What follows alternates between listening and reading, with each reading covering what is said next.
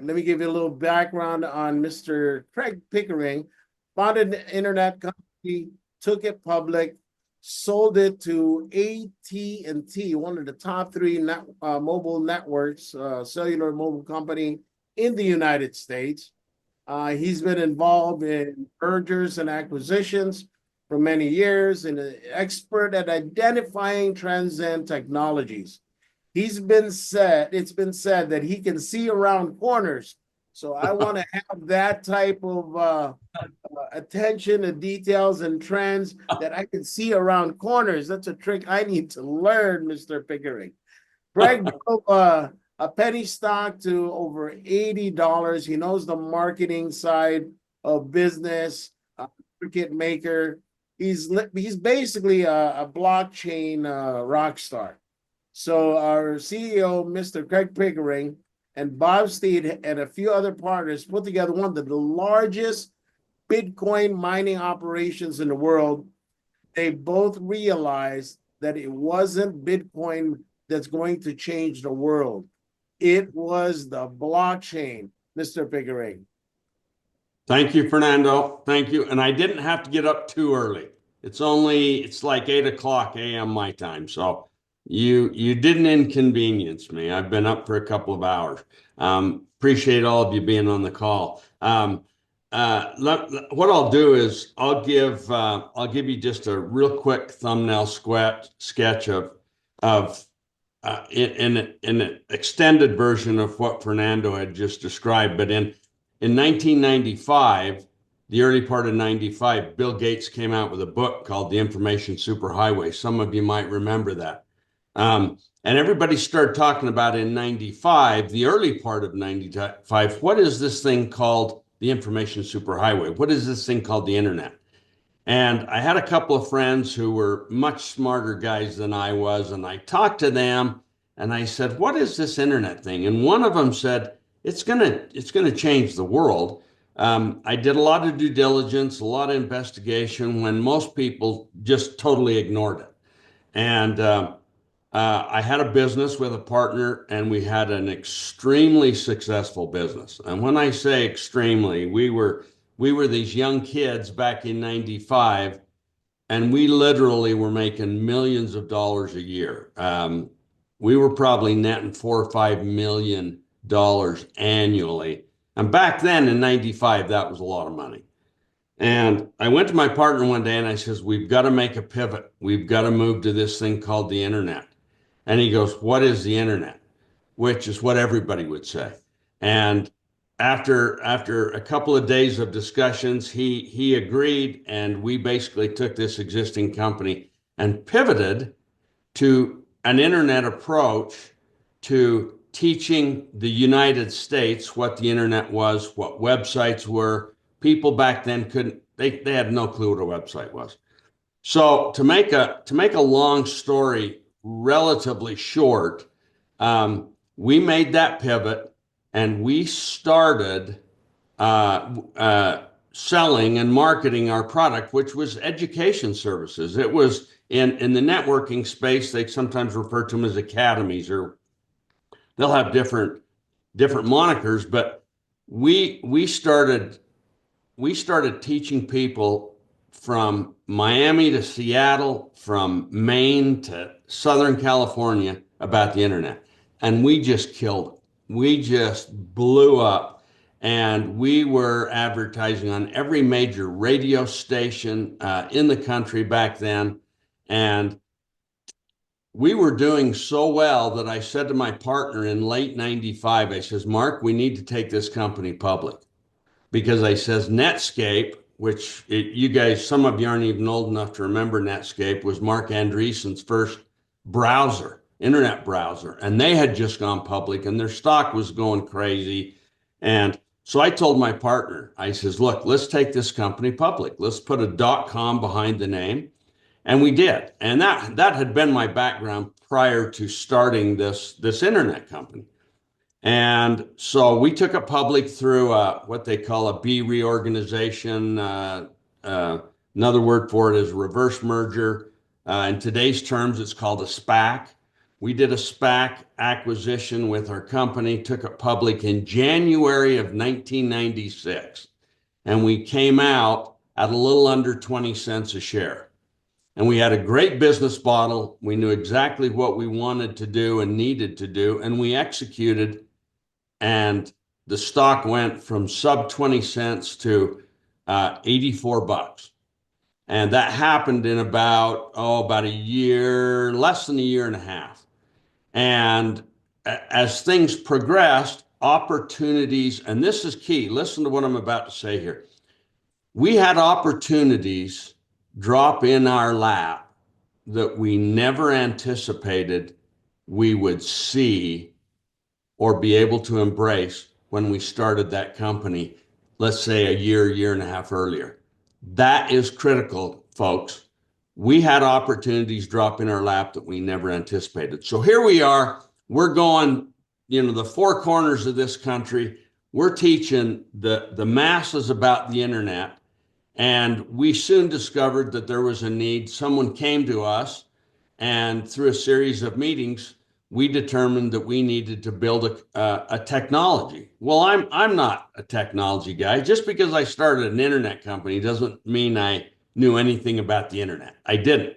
But I went out and I hired really a team of about 15 really strong guys that understood the internet. They understood marketing on the internet. They understood website construction. And we built this team that would allow these people all around the country to embrace this thing called the internet. I'll never forget, I was talking to a well-respected business colleague of mine one day in 95, and this was kind of in the summer. And I said, do you know, at one point, there's gonna come a time where you'll be able to buy Nike shoes on the internet. And this guy thought, and this guy was a lot smarter than I was. He says, Craig, you're crazy. Nobody even knows what this thing is. Well, I think you can buy a little bit more than just Nike shoes off the internet these days. And I don't know if it's that I can, and I appreciate Fernando giving me a lot of credit saying I can look around corners. Bob always says that about me, and I don't know if that's the case, but I did know that this internet thing was going to be compelling. And so getting back to where I was, we built this technology that would allow our customers to sell product off their website. And in about mid 1998 is when AT&T, at the time we were talking with AT&T, I think they were the largest telecommunications company in the world. There might have been one in South America that was a little bit bigger, but I'm not remember for sure. But everybody's heard of AT&T. And AT&T came to us and says, look, we love the fact that you are very good and very skilled at teaching people about the internet, about websites, construction of websites. But what we really love, in addition to that, is this technology that you've built that would allow them to buy and sell goods off their websites. And that's when they approached us and said, we would like to talk to you guys about an acquisition of your company. Fast forward about 4 or 5 months, we did a whole bunch of due diligence with AT&T. And in November, our shareholders ratified the acquisition with AT&T, and we did that transaction with them. Our shareholders made lots and lots and lots of money. And what was proven to be true was our instincts that the internet was going to change the world happened to a degree that far exceeded our expectations. So after that happened, here it is 27 years later. And I started mining, as Fernando said, I started mining with Bob and a couple of other associates. We started mining Bitcoin in 2017 when it was $1,200. Obviously, if any of you guys remember, which a lot of you do, it ran up to 20,000 in December of that year. We did extraordinarily well. We built a very large mining operation. I think we were the second largest Bitcoin miner in North America.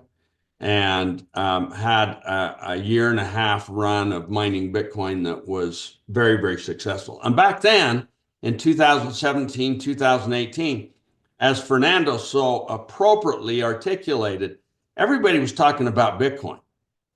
Nobody was talking about blockchain. I didn't really care that much about blockchain back then. I cared more about turning on a miner and getting a Bitcoin every night and going, wow, this is the easiest money I think I've ever made in my entire life. Well, with the ups and downs of Bitcoin pricing, it's very, very hard to be a continuous miner of Bitcoin. And I think it was about the end of 18, beginning of 19, we quit mining Bitcoin. And I didn't really do much. I kind of went into COVID hit, and I kind of figured, you know what? I'm 65. I don't know if I want to keep doing stuff. Kind of went into a soft retirement. But then about a year ago, I started hearing, more talk about blockchain. And I knew that blockchain was the underlying technology of Bitcoin, but a very good friend of mine, a PhD in computer science from Brigham Young University, which is just 5 miles from where I live, he said, blockchain or distributed ledger is going to change things in the world. And I did some research into blockchain, and I just had this gut feel that blockchain, and back then, you got to remember a year ago, what were people talking about? They weren't talking about blockchain. They were talking about AI. AI was when it really hit its crescendo in terms of national conversation and international conversation, was the end of 93, beginning of 94, everybody started talking about AI. Well, now everybody has gone AI blockchain. And I'll tell you what pushed me over the edge, folks. A year ago, this month, I saw an interview by Ray Dalio, who manages $12 trillion. He's the largest fund manager on the planet. And he said, if you don't think that every significant asset in this country will at some point be tokenized and attached to a blockchain in the next 10 years, you're wrong. You don't see the future.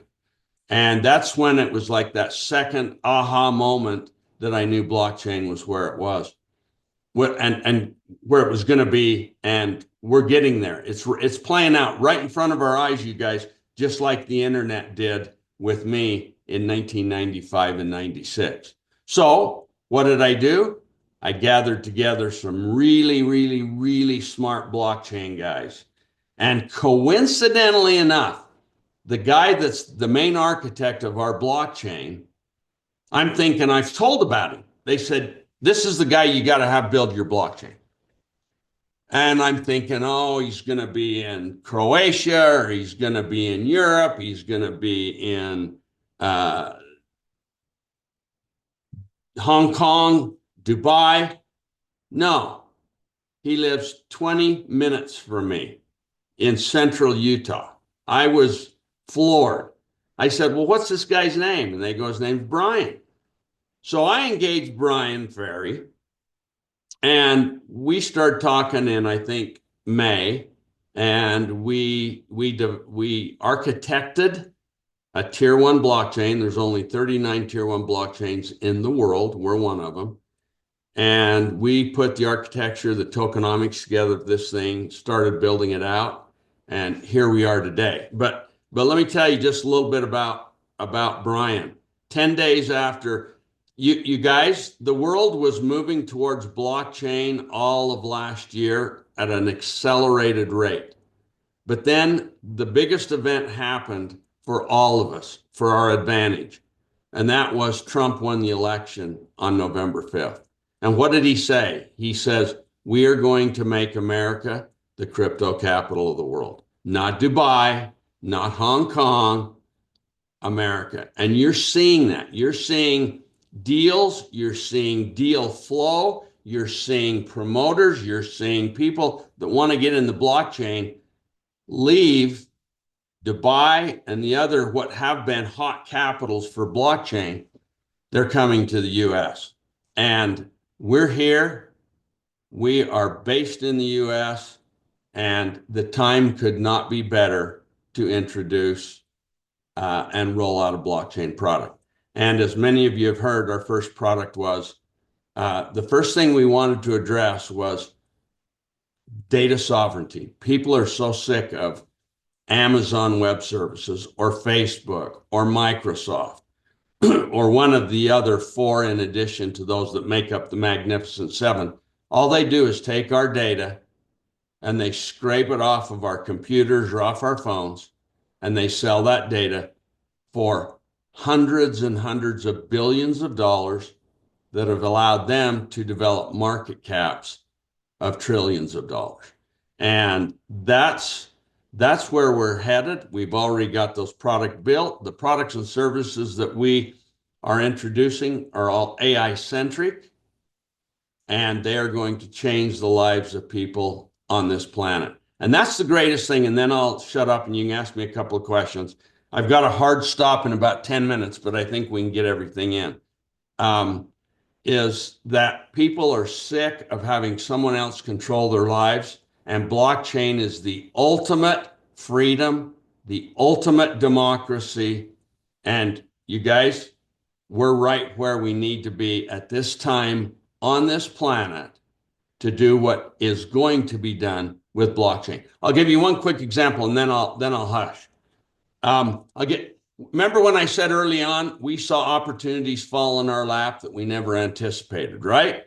So one of our representatives sold a node to a guy in Los Angeles, California. He happens to be partners with one of the biggest music names on this planet. You saw him all over TV during the Rome Olympics. And this guy that bought this node from one of our reps is partners with this guy, and they own this music label in LA. And it's one of the highest, and I can't disclose names yet. We're still working on the transaction, but it's one of the highest profile music labels in the US. And he bought the node, and he knew about blockchain, the partner with the artist I'm referring to. So they called me up and said, we want to get on your blockchain. How do we do that? What do we do? How do we take the music industry and refigure the music industry so it's more fair? And that's what blockchain does. So he went out and did a bunch of his due diligence and a lot of reading, a lot of studying with people who are in the know. And we've had 3 meetings with this guy.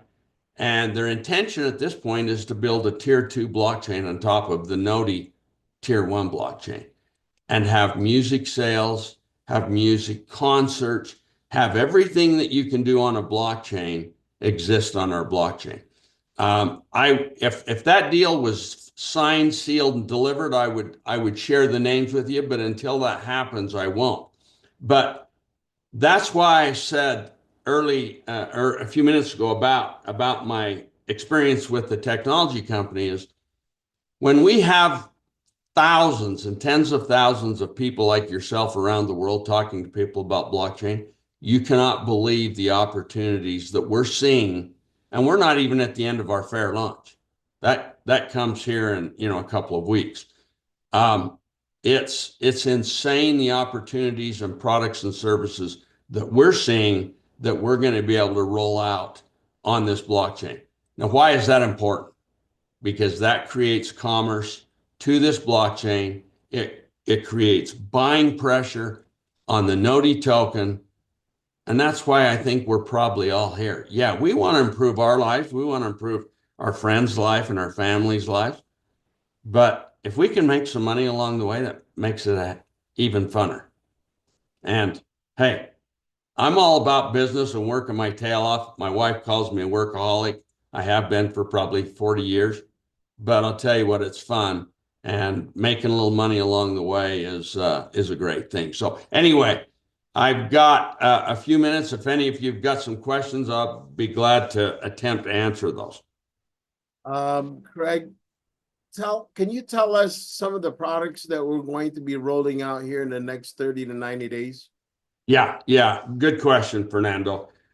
We've got our own individual private Dropbox product, and a lot of people have wanted this because they just don't want their information to be accessible to the clouds that they currently use. For example, I'm getting ready to switch over. I'm currently on a Microsoft cloud because all my docs and all my videos and everything on my desktop are contained there. And they scrape that stuff. I don't know about you guys, but I haven't gotten a check from Microsoft lately for the information they've been selling to companies around the world that want behavioral information on me.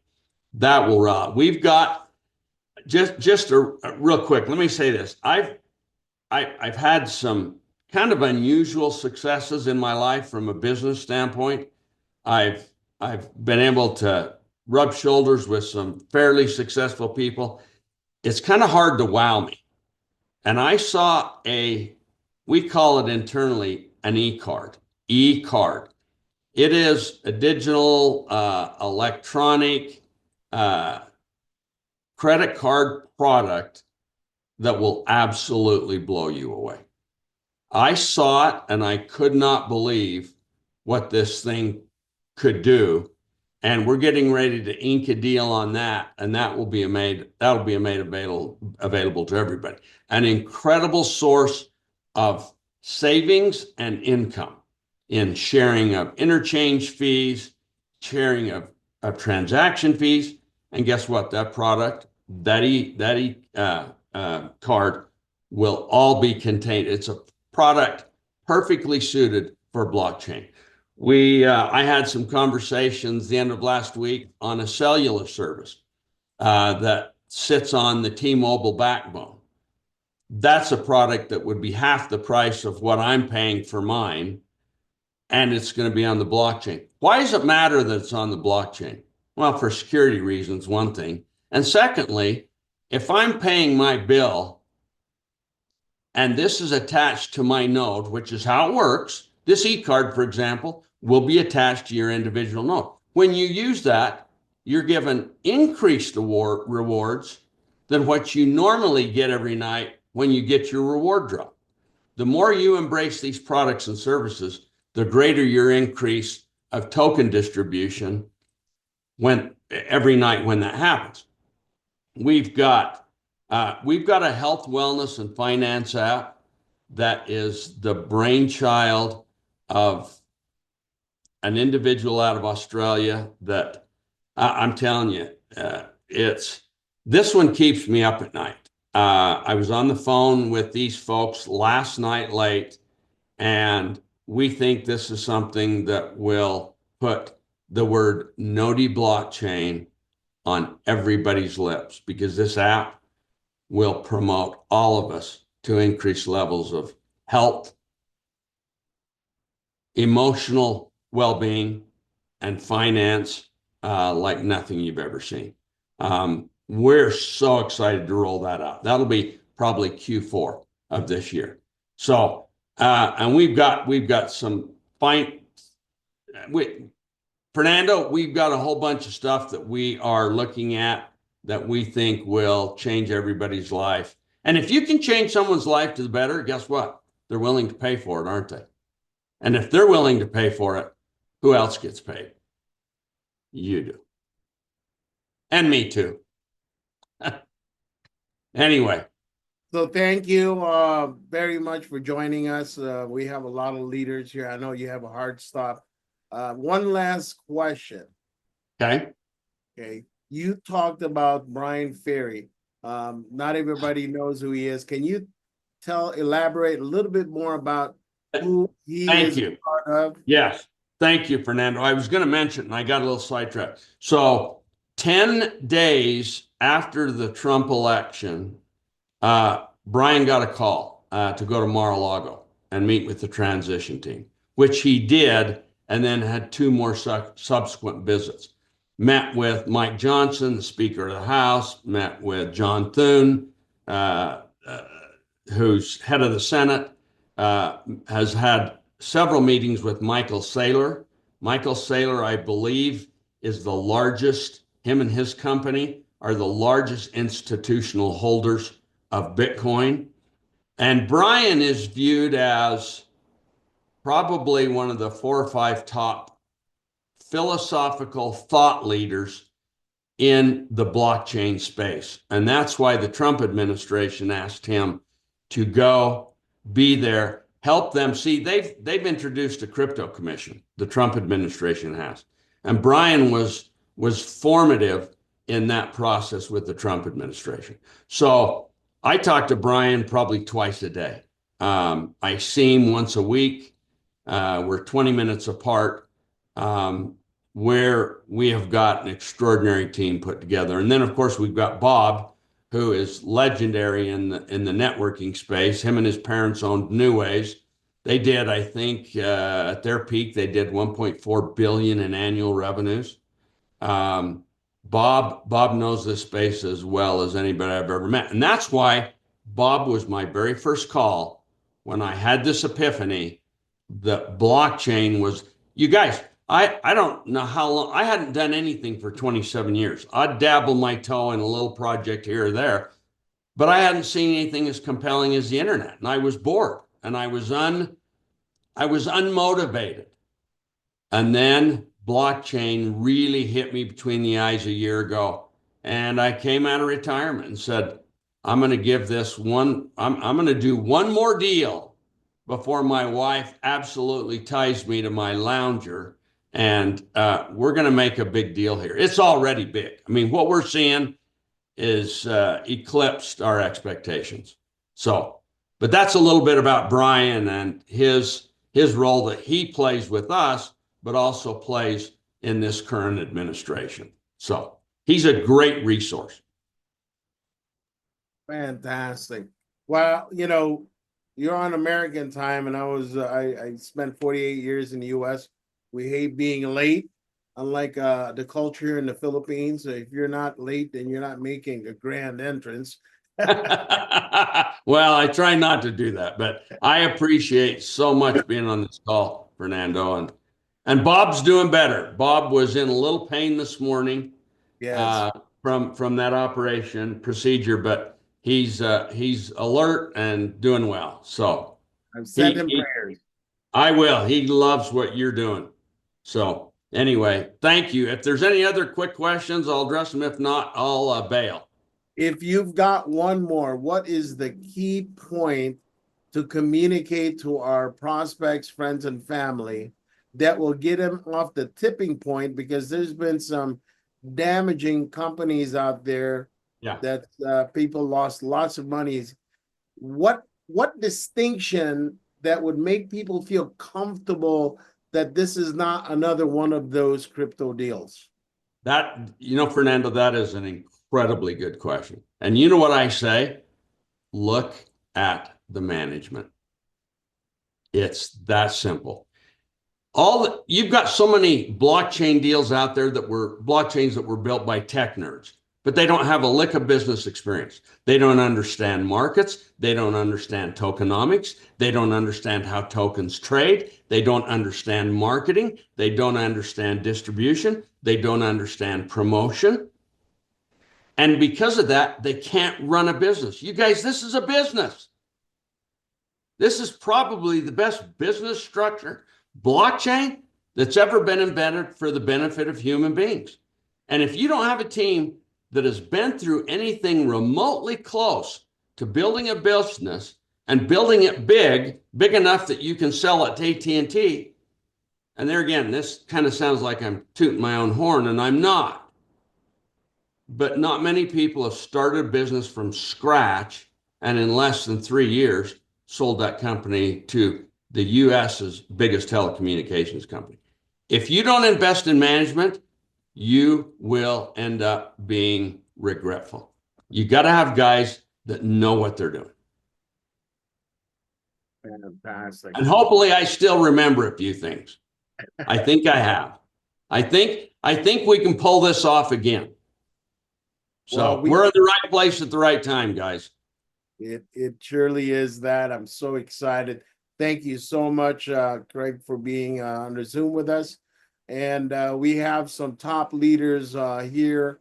If you have one more minute, I'd like to open this up for Raul, because Raul is a gentleman, is a dear friend for over 20 years.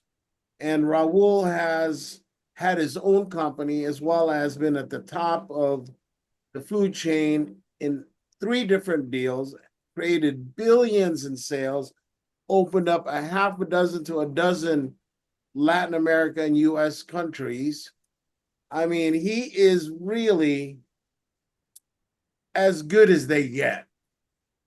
And he's also a great Christian. He's built with his team there in Texas a 3,000 seat capacity church. He does work with 25,000 people, fill up the stadium.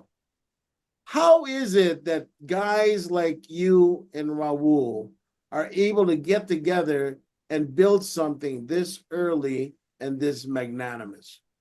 A lot of it is luck. Love. And you know what? There's nothing wrong with luck. We make our own luck. Blessings. Those guys that have good luck are because they work their tails off. And a lot of times they're not in the right place at the right time. But then on occasion they are. And a lot of people go, oh, he was just lucky. Now, I said luck because that's what the world at large calls it. But luck, there's a saying about luck, and I don't have it memorized. I don't know what it is, but it's basically where work and preparation meet opportunity. You can call it luck, but you got to stay out there. You got to stay in the game. You got to work your tail off. And if you do, you will be lucky. And this is an opportunity, folks, that doesn't come around to very many people. And we're smart enough to recognize the opportunity. So anyway, I just got pinged by my other call, and they're yelling at me because I'm 10 minutes late. So, but thank you again. Thank you very much. And Fernando, let's do it again. Thanks all of you for